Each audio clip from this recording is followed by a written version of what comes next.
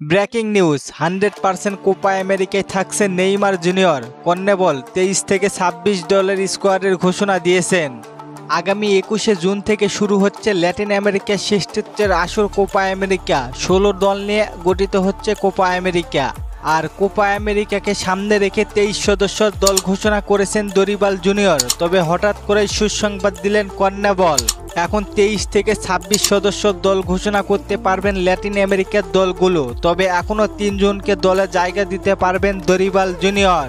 সেই 3 জনকে কাকে কাকে দেখতে চান কমেন্ট করে জানাতে পারেন। আমি বিশেষ করে চাইব নেইমার, ক্যাসমিরো, থিয়াগো সিলভা আসুক স্কোয়াডে।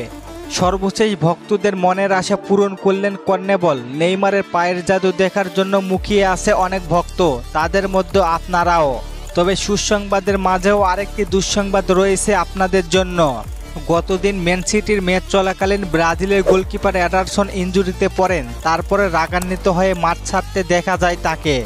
এরপরে গতকাল রাতে মাঠে নেমেছিলেন এনরিক। ম্যাচের 60তম মিনিটে এনরিক ইনজুরিতে পড়েন।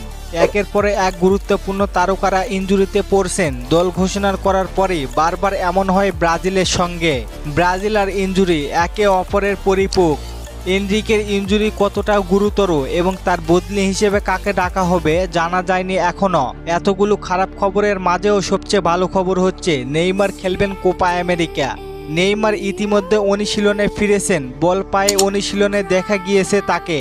যদি এমন হয় কোপা আমেরিকায় নেইমার, ক্যাসমিরো, থিয়াগো সিলভা এরা 3 জনেই থাকবেন দলে, তাহলে কেমন হয় জানিয়ে দিন কমেন্ট করে।